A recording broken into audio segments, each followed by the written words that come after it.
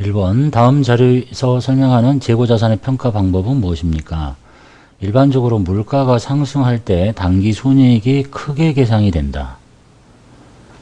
뭐 이렇게 시간이 이렇게 흘러가고 있고 돈이 이렇게 있으면 물가가 이렇게 상승하는데 순이익이 커지려면 원가가 작아야 되잖아요. 이게 선입선출법이겠죠? 제일 이쪽은 후입선출법이고 이거 좀 선입선출법에 대한 설명이네요. 그리고 기말재고가 현 시가를 반영한다. 오래전에 사온 거를 팔았다고 하니까 기말재고는 현재께 남게 되는 거고, 그다음에 인플레이션 시에는 인플레이션인데 물가 오른 거 경영진의 경영 실적을 높이려는 유혹을 가져올 수도 있다. 즉 싼 걸 팔았다고 하니까 이익이 많아진다 이런 얘기가 되겠네요. 정리합시다. 물가 상승 시 당기순이익이 크게 계상이 되고 기말재고가 현 시가에 가까운 방법은 선입선출법이고, 물가 상승 시 당기순이익의 크기는 매출 원가가 가장 작은 선입선출법이 제일 크고, 이걸 팔았으면 비싼 거니까 후입선출법이 제일 작고, 이동평균, 총평균 이렇게 정리하시면 되겠습니다.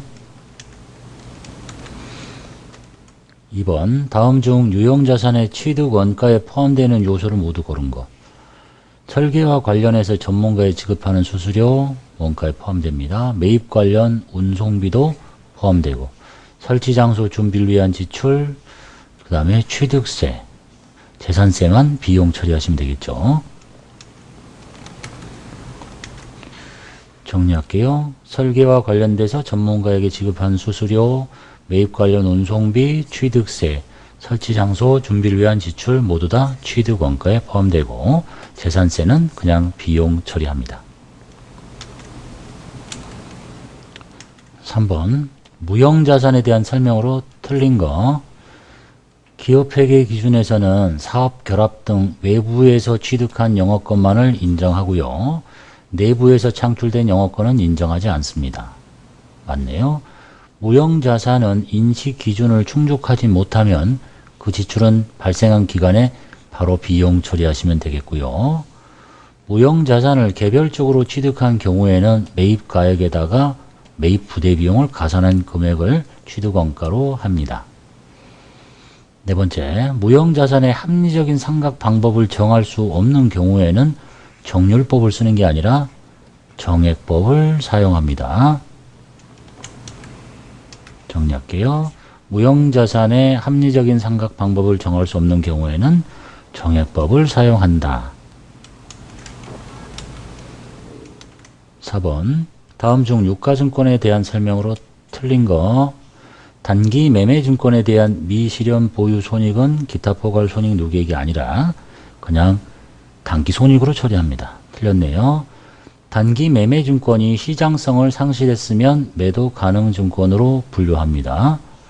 채무증권은 채권이죠. 취득한 후에 만기 보유증권, 단기 매매증권, 매도 가능 증권 중에 하나로 분류합니다.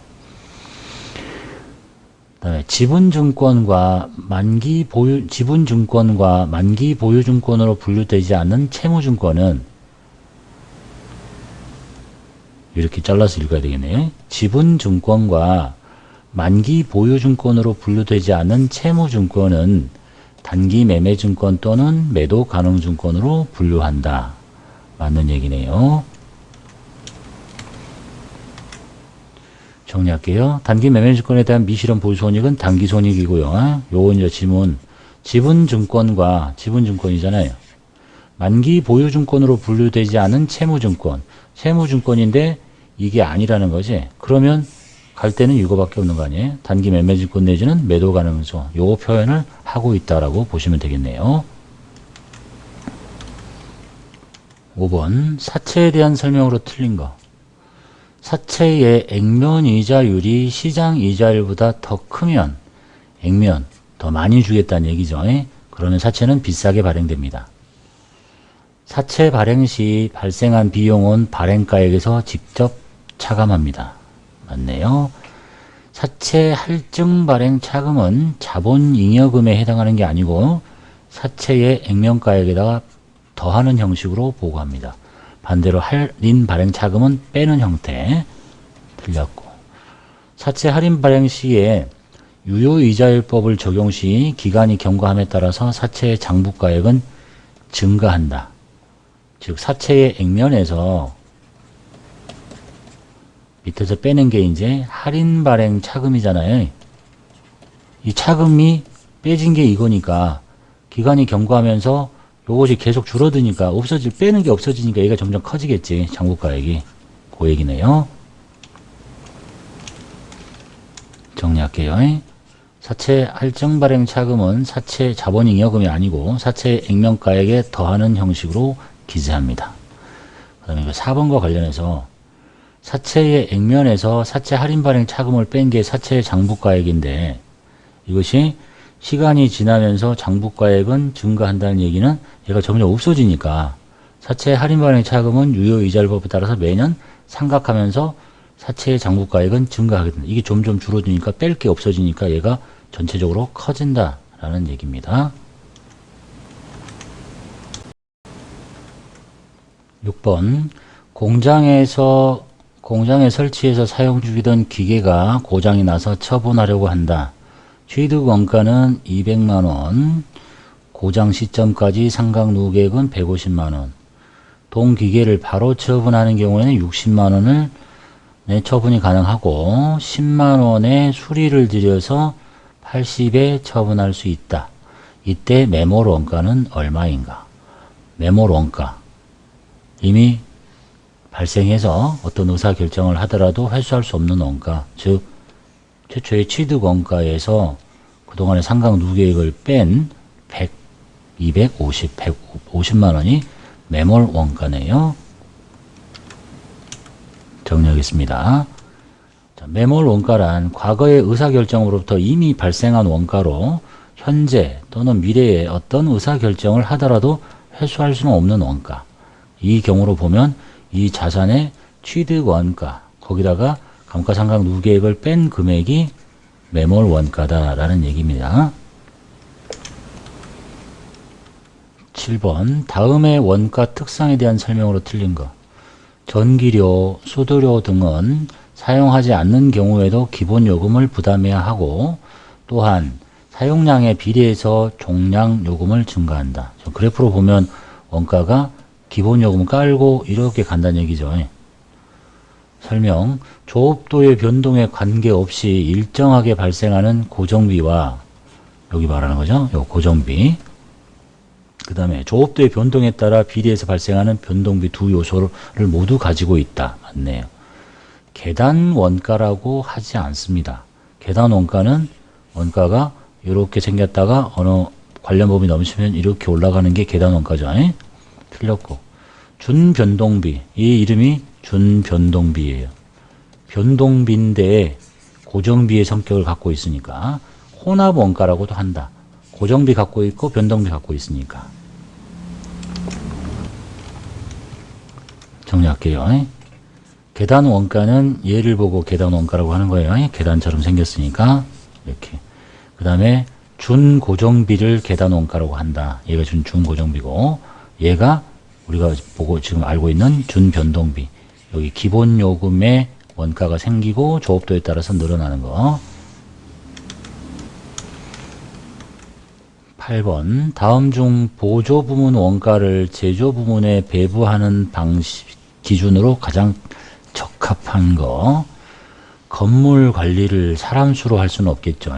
종업원 복리후생을 나이로 하는 거는 좀 그렇다. 식당은 사용 면적, 식당은 밥 먹는 곳이니까 사람 종업원 수 가장 적합한 건 전력은 전력 사용량이 맞겠습니다. 정리할게요. 건물 관리 부분은 면적, 종업원 복리후생 부분은 종업원 인원수, 식당 부분은 종업원 인원수, 전력 부분은 전력 사용량. 9번 다음은 경성의 제조 원가와 관련된 자료입니다. 단기제품 제조 원가. 이 단기제품 제조 원가는 제조 원가 명세서에 제일 밑에 있는 거죠. 그럼 순서대로 찾아야 되겠지. 기초 원재료 플러스 단기 원재료 매입액 마이너스 기말 원재료 해서 원재료 B가 만들어질 거고, 그러니까 원재료 B, 그 다음에 직접 농업비 더하고 제조 간접비 더해서 단기 총 제조 원가가 될 것이고, 거기다가 기초 제공품 더하고 기말 제공품을 빼면 단기 제품 제조 원가가 됩니다. 정리할게요. 기초 원재료 재고, 단기 매입, 마이너스 기말 원재료 재고가 원재료 B. 이 원재료 B에다가 직접 재료비, 노무비, 제조경비 이렇게 표현하는 거하고 똑같아요. 제조 간접비가.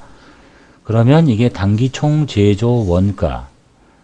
여기다가 기초 제공품을 더하고 단기 총 제조 원가에다가 기말 제공품을 빼면 단기 제품 제조 원가. 이런 틀 정도는 이미 다 암기하고 계셔야 되겠죠. 10번. 주식회사 우연은 선입선출법에 의한 종합원가 계산을 선택하고 있습니다. 단기 가공원가에 대한 가공원가, 가공비, 완성품 환산량 단위당 원가가 12,000원인 경우 다음의 자료에 의해서 단기 가공원가가 얼마가 생겼겠느냐. 조금 어려운 문제네요. 일단 물량 흐름을 먼저 파악하시고, 선입선출법이라고 그랬죠. 얼마가 단기에 착수를 했냐면 3,500단위가 착수를 했습니다. 기초 제공품이 75%에서 대기하고 있다가 나가네요. 이게 400단위고 75%짜리. 그리고 400개 나가고, 기말 제공품이 700단위인데 완성도 40%쯤에 있네요. 700단위. 3,500에서 700이 못 빠져나왔으니까 나머지가 2,800이 빠져나올 거고, 그래서 완성된 게 요 두 개 합친 3,200개라는 얘기입니다. 그리고 가공비는 공정 전반에 걸쳐서 발생하니까 완성품 환산량 계산할 때 고려하시면 되겠죠. 자, 그래서 단기에 착수했던 거, 기말 제공품, 기초 제공품 다 나왔습니다. 가공비가 이렇게 생기고 있어요. 그러면 이제 가공비에 대한 완성품 환산량을 계산해야 되니까 단기에 완성된 이거는 이 두 개로 구성이 되어 있죠. 400단위는 여기서부터 마저 25%를 진행해야 되는 거고, 그래서 400개는 25%, 여기 2800개는 처음부터 끝까지 온 거고 100% 합쳐서 2900개. 얘는 여기서부터 40% 진행했죠. 그러니까 700개 곱하기 40%, 그래서 2800개에서 3181단위가 완성품 환산량인데, 이 사람이 뭘 알려줬냐면 완성품 환산량 단위당 원가를 알려줬거든요. 이거를. 그러니까 가공 원가를 가지고 이 가공비를 완성품 환산량 단위당 완성품 환산량으로 나누면 그게 완성품 환산량 단위당 원가인데 요거를 알려준 거야. 그래서 이거를 거꾸로 계산하면 가공 원가가 얼마였겠느냐. 그래서 3,816만 원이라는 걸 알 수 있다. 요거를 지금 역으로 계산하라는 거죠. 보통은 이렇게 하고 가공 원가를 알려줘. 3,116만 원. 그러면 이제 완성품 환산량으로 나눠. 3,180개. 그러면 이게 완성품 환산량 단위당 원가가 돼. 맞죠? 그래서 이제 각 완성품과 제공품의 가공비의 환산량 단위당 원가에 대한 곱하는 식인데, 요걸 빼고 요걸 알려줄 테니까 요 사이를 채워라. 이런 문제가 되겠습니다.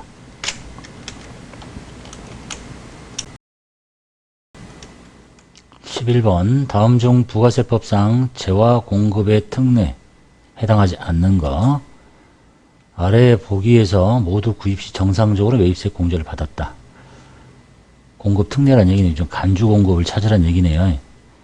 해당하지 않는 거니까 간주 공급이 아닌 거. 자기의 과세 사업을 위해서 구입한 재화를 면세 사업에 썼다. 면세 사업의 전용 간주 공급입니다. 직접 제조한 과세 재화인데 이걸 직원에게 생일 선물로 줬으면 간주 공급이 사업상 개인적 공급인데 1인당 연간 10만원 이내의 것은 개인적 공급으로 보지 않습니다. 이게 답이고, 과세 사업자가 사업을 폐업할 때 잔존한 재화, 폐업 시 잔존 재화 간주 공급. 특정 거래처에 선물로 직접 제조한 과세 재화를 제공한다. 거래처의 사업상 증여에 해당합니다. 면세 사업의 전용 폐업 시 잔존 재화 사업상 증여. 정리할게요. 다음의 경우에는 개인적 공급으로 보지 않습니다. 여기가 그 중에 하나인데, 사업을 위해서 착용하는 작업복, 작업모, 작업화를 제공하는 경우, 그 다음에 직장 연예, 직장 문화 및 관련 재화, 그 다음에 1인당 연간 10만원 이내에 다음 각각에 해당하는 재화를 제공하는 경우, 경조사와 관련해서 10만원짜리 이내짜리를 주거나, 명절, 기념일, 즉 설날, 추석, 창립기념일, 생일과 관련해서 주는 거, 간주공부로, 개인적 공부로 보지 않겠다라는 얘기입니다. 12번 다음 중 부가가치세법상 영세율 적용 대상이 아닌 거, 사업자가 내국신용장 구매 확인서에 의해서 공급하는 수출용 재화, 영세율이겠죠. 수출업자와 직접 도급계약에 의해서 수출재화 임가공 영역을 한다. 수출업자와 직접 도급계약에 의해서 수출재화 임가공을 해준다. 영세율. 국외에서 공급하는 영역, 영세율. 답은 이건데요. 수출업자가 타인의 계산으로 대행 위탁 수출을 하고 받는 수출 대행 수수료는 과세입니다.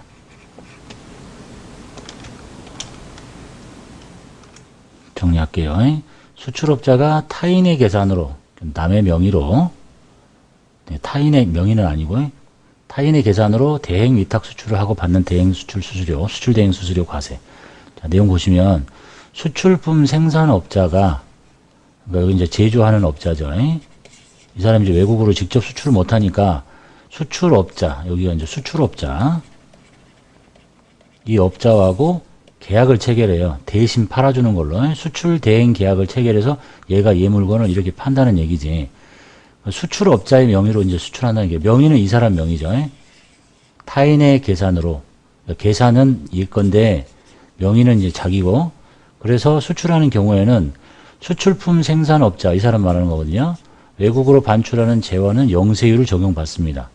그러니까 이 물건 나가는 건 영세율이야. 계산은 얘 거죠, 얘 거. 얘는 대행만 해주는 거니까. 그런데 이 경우에 수출을 대행하는 이 수출업자는 이제 대신 팔아주고, 그러니까 자기 명의로, 명의는 자기 거지만 계산은 얘 거지. 하고 여기 수수료를 이제 받아야 될 거 아니야. 요 판매한 수수료를 얘가 돈 주고 얘는 생계산을 끊어야 되는데 이때는 과세다. 이런 얘기입니다. 이거 국내 거래니까. 13번 부가세법상 납부세액을 계산할 때 공제 대상 매입세액이 되는 것, 지금 공제되는 걸 찾으라는 거네요. 대표자의 개인적으로 구입한 것을 공제해 주지는 않겠죠. 공장 부지 택지 조성을 위한 거, 이거 불공제에서 보셨죠. 토지의 자본적 지출 관련 매입세액들 다 안 해줍니다. 렌트카를 영업으로 하는데 직접 사용하는 승용차의 부가세 매입세, 이 렌트카의 영업에 쓰는 차는 비영업용 소형 승용 자동차가 아니에요. 그러니까 매입세액이 공제됩니다. 거래처에 체육대 증정용 과세 물품을 사와요. 접대비 하려고 하는 거죠. 매입세액 공제 안 됩니다. 정리할게요. 자동차 임대업의 영업에 직접 사용하는 승용차는 비영업용 소형 승용 자동차가 아니에요. 그래서 매입세액이 공제가 됩니다.